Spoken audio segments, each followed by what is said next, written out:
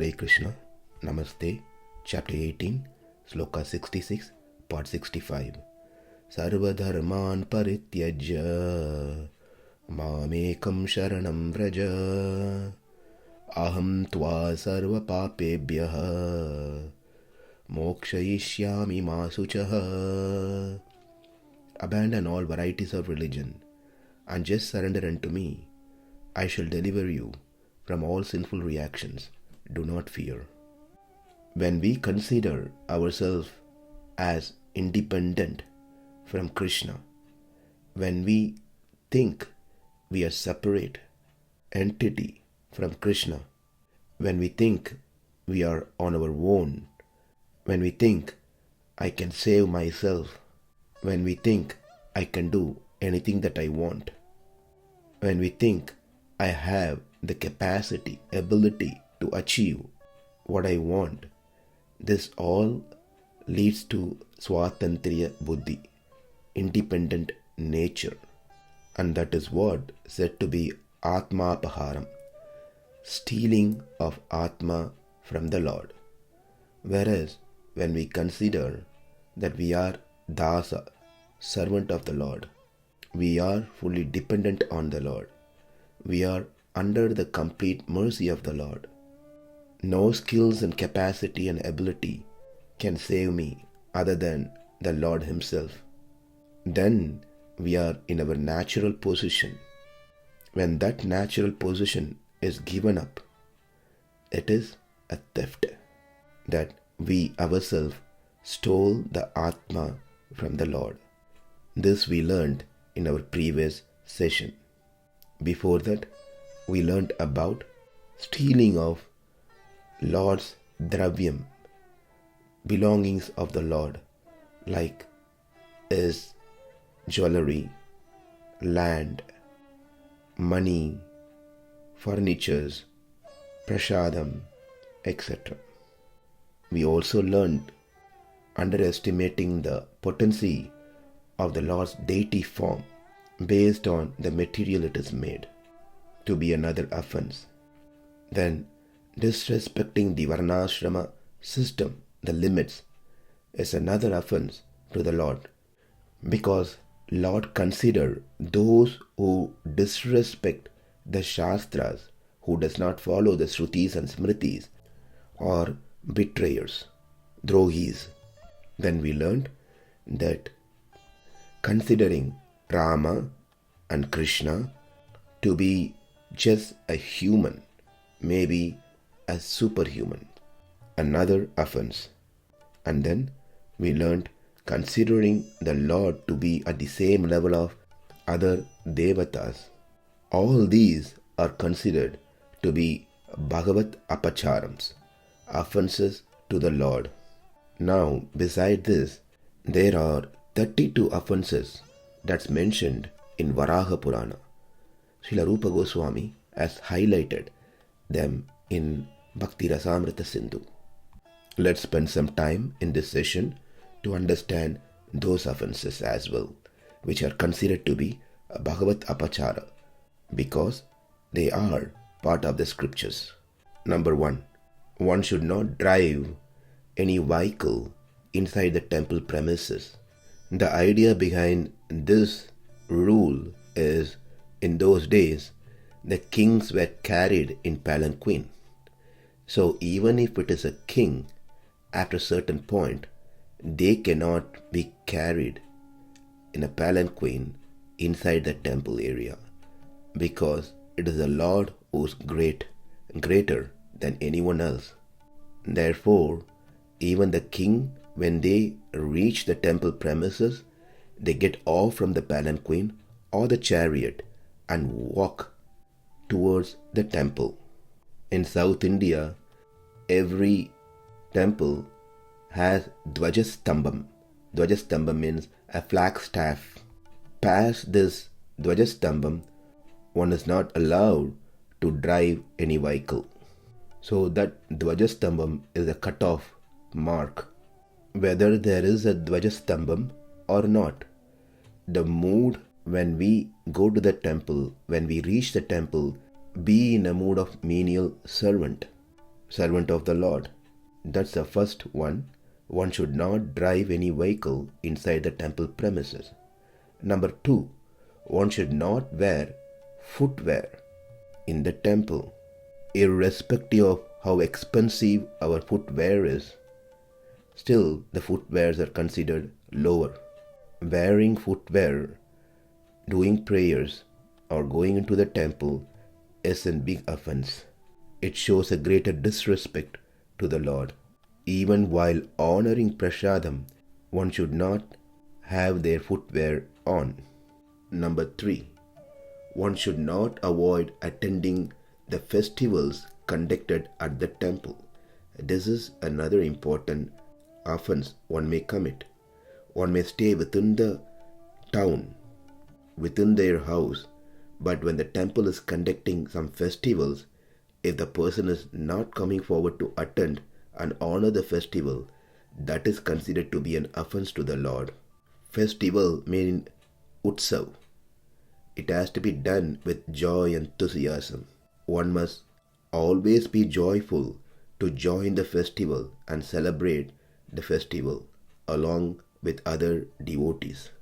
If one failed to come to the temple other than any health reason which may aggravate that person or impact others whom that person may come in contact with, then that could be an reasonable excuse. Otherwise, there is no reason why one should not attend the temple conducted festivals. Number 4, one should never fail to pay their obeisances in front of the deities. When one comes to the temple, the first thing they have to do is pay their obeisances to the deities. And the obeisances paid, it has to be done in proper consciousness. On this topic, we are covered in detail when we did the 65th sloka of this chapter in part 4, Mam Namaskuru. Kindly refer over there for more information. Number 5, when one salute, that is, does namaskara to the Lord, one should always do with both hands in Anjali Mudra. One cannot do with one hand, holding some objects or something in one hand and trying to pay their namaskaram to the Lord with one hand in some new fashion. In front of the Lord, one should keep everything aside with both the hands folded. One should do Anjali to the Lord. In the 11th chapter, 35th sloka, part 2, we have presented the meaning and the details of Anjali. For those who want to refresh, kindly refer to that thread. Number 6, in front of the deities, one should not self-circumambulate. That is to circle on foot, not around the temple, but standing in front of the deities. That is an offense. When one does that, one shows their back to the Lord, which is not good. Number 7, with saliva or contaminated state, one should not worship the Lord. Saliva dripping from their mouth or on their body, or somehow or the other, they have been contaminated by touching some unclean things. Therefore, it is always recommended before coming to the temple, one must take a shower, wear washed, clean cloth, because the dress that we wore might have got contaminated while we are eating or by some other means. Therefore, it is always good to take shower and wear a clean cloth to go to the temple. But here is an important thing to be noted, a side note. Once we are all in the temple, irrespective of whatever state one comes to the temple, taken bath or not taken bath, wash their feet or did not wash their feet, they should not be treated differently. They should not be considered untouchable. And there is no dosham, fault, even if the priest touches them accidentally. Anyone who comes into the shelter of the Lord within the temple considered to be externally purified. But that does not give us a loophole to go to the temple however we want. And that is what is mentioned here, that we should be clean in uncontaminated state when we worship the Lord. If that is failed, then that's an offense that person commits to the Lord. Number 8. Inside the temple, one should not stretch their feet in any direction, not just the direction where the Lord is present. Inside the temple, one should be sitting crisscross on the floor. If sitting crisscross is not an option due to ailment, one can choose to sit on a chair, but never to stretch one's feet inside the temple. It is a greater disrespect to the Lord and His devotees. In fact, one should make sure our bare feet is not exposed facing other devotees who is sitting next to us. Number 9. One should not lay down inside the temple. If one cannot stretch their feet, as we saw earlier, laying down, there's no question about it. Sometimes we see even some grown-up children, they lay down on the temple area and the parents simply watch. But these are the opportunities for the parents to teach the proper etiquette, how to be at the temple. If we do not teach them when they are young, it is very hard to teach them when they are grown. Number 10. One should not sleep in the temple, even sitting. The previous one what we saw was lay down inside the temple room. It's not sleeping. Just lay down and stretch and relax. That is not allowed. Likewise, inside the temple, one should not sleep. Even sleeping as one sitting is not allowed. Then what to speak about lying down and sleeping? If someone is sleeping during the worship or during the classes, that means the indication is that person did not have enough sleep the previous night or did not sleep well. So it is important that one takes care of one's health by proper sleep. So the next day one can attend the programs, hear the Krishna Katha without sleeping during the classes. If one go to the bed late in the night, talking to people, browsing in internet, or catching up the duties of the day late in the night, all these things is going to impact the next day, and one will sleep during the class, during the worship. Therefore, it is an offense to sleep in the temple, even sitting. Number 11. Except Krishna Prasadam, nothing else can be consumed in the temple. This is another important point. Sometimes people bring eatables from outside and eat inside the temple premises. It's very logical to understand why this is an offense. If we are in the temple, that means we only accept those things which are offered to the Lord. Anything that we take, that which is not offered to the Lord, that means we are trying to enjoy independent of the Lord's mercy, indirectly conveying the message that there are things which are better or greater than Krishna Prasad. We have discussed about the Prasadam in lot more detail in many chapters, specifically 17th chapter, Sloka 10, part 7 through part 11.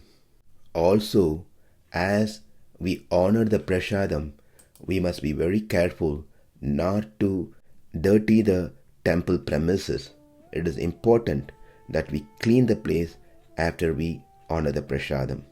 One more point, just remembered, on the 8th offense that we just covered, that inside the temple one should not stretch their feet in any direction. Likewise, one should not sit in front of the deity holding their ankles, elbows, or knees with one's hands. The best position to sit is crisscross. Coming back to the prasadam part, one should not accept prasadam before the deities. That's number 11. Number 12, one should not speak lies in the temple, especially in front of the deities. That doesn't mean we can speak lies outside the temple.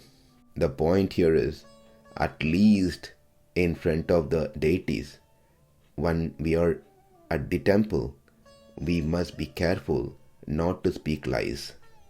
If we practice speaking truth all the time, if we practice how to sit properly at homes, if we practice how to be clean all the time, even at homes and other places, then these things will be natural for us even when we go to the temple, when we are at the temple. Should not be difficult at all. Number 13, one should not shout, scream, speak loudly before the deities. One should be in a humble mood of servant in front of the deities, not to speak louder. One must not raise their voice in front of the deities. Number 14, one should not talk unnecessary topics in front of the deities. It is not a place to have fun. It is not a place to gossip. In fact, one should not talk with others before the deities. That is, standing in front of the deities but having conversation to the person who's standing next to us is an offense. That conversation can wait. Number 15, one should not cry or howl before the deities in the temple. The Lord knows our difficulties and problems. We don't need to make that as a big thing by crying to pull the attention of the Lord or anyone else. One must have complete faith that if I have difficulties in life, me going to the temple itself enough, because the Lord knows everything else. He appreciates that we came to His temple. In addition, we don't need to cry to express our distress. Number 16, one should not fight in front of the deities or inside the temple. The temple is the abode of the Lord. No one should be fighting. No one should be crying. One should not get into any quarrel, arguments, verbal or physical fights. This is another serious offense. Number 17, one should not chastise anyone before the deities. When the Lord is present before us, what right do we have to chastise someone else? We are an insignificant living entity. What right do we have to chastise someone in front of the deities, the Supreme Lord of everyone? Number 18, one should not be charitable to anyone in front of the deities, even to a beggar. Well, this may sound little different from the standard way of what we have been hearing. Why is that we can't be merciful to beggars or anyone in front of the deities? The reason is we have no rights to give our anugraham or nirgraham, meaning giving our blessings or not giving blessings to some people in front of the deities. It is Lord's responsibility to give us mercy or not to give us mercy. We are not great that we can provide that in front of the deities. In front of the deities, whether it is a beggar or whether it's someone else, everyone is equal.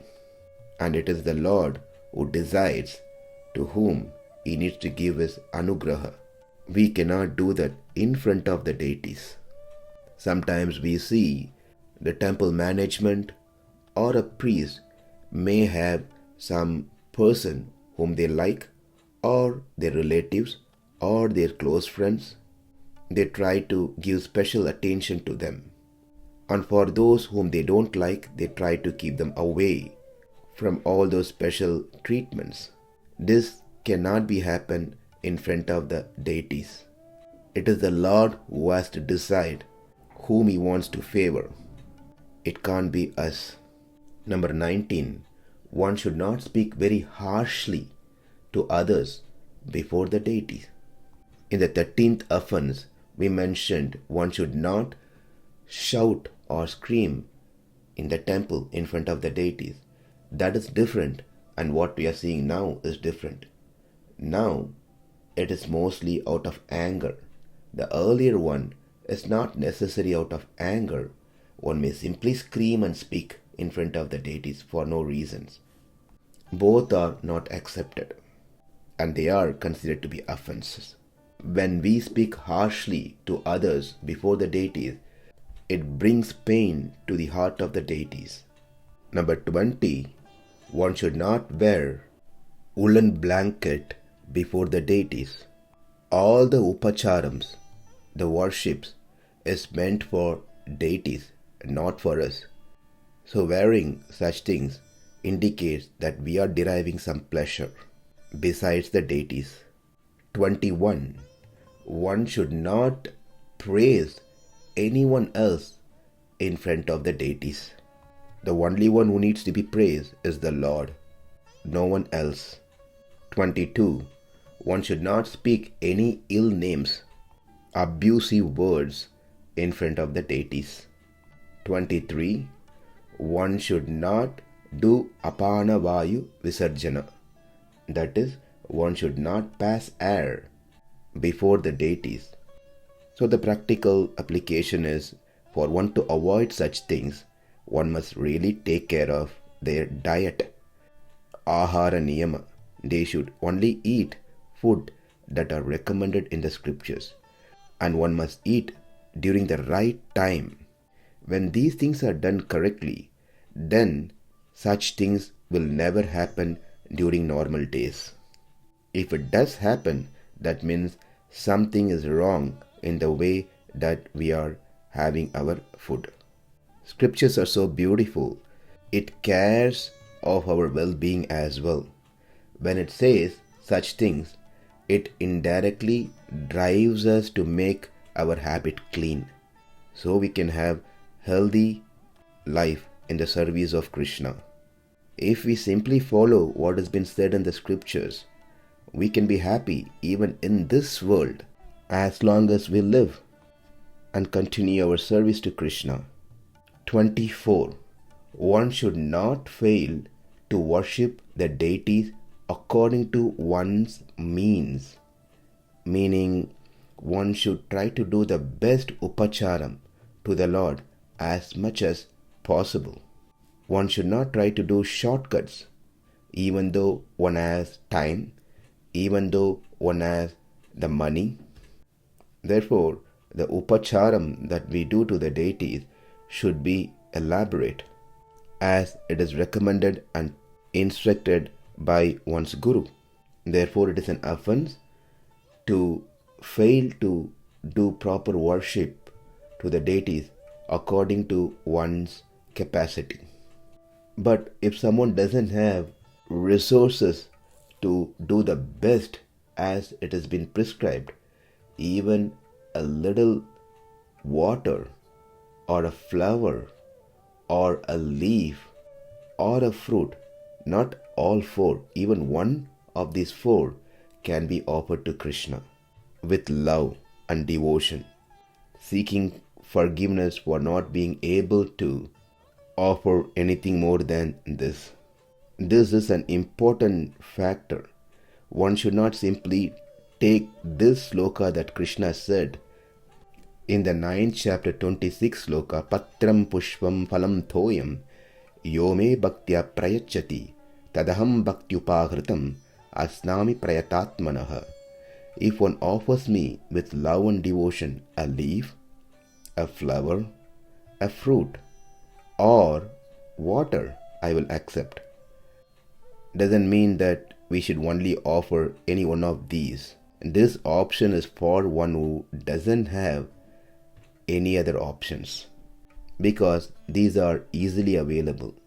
But if one takes advantage of this sloka and only offers a glass of water, or just one banana, or just one flower, or just a leaf, a tulasi, stating that Krishna will be pleased by just having one tulasi, which is equivalent to everything. These are all not an excuse. This is simply trying to fool the Lord. But in reality, one gets fooled oneself by doing so. Number 25. One should not consume anything which is not offered first to Krishna. And that which can be offered to Krishna must be as per the allowed list mentioned in the scriptures. There are foods which are prohibited, there are ingredients which are prohibited, cannot be offered to Krishna. We have discussed this one also under apakshya pakshanam in the 61st part of the sloka. 26. One should not fail to offer fresh items to the Lord. Offering frozen food, canned items, food that has been cooked the previous day or few hours back must not be offered to Krishna. 27. After food has been cooked, no one should be offered any foodstuff unless it is first offered to the deity. One must simply wait until the deity finish honoring the food. Just to save time, one cannot start packing or making plates while the deities are still honoring the bhoga. After the offering is over, those plates, utensils must be washed before one can honor the prasadam. The kitchen must be kept clean. The deity's vessels must be completely washed and dried and kept aside. Until this happens, one must not rush to take the prasadam. 28.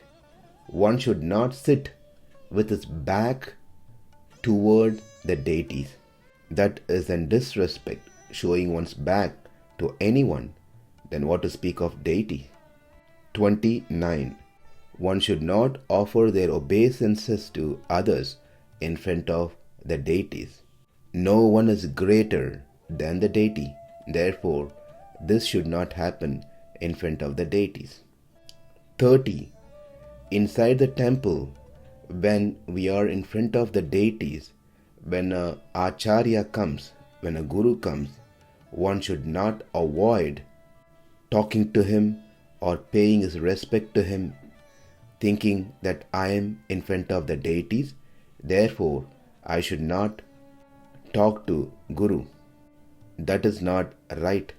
It is an offense to avoid showing our respect to a Guru.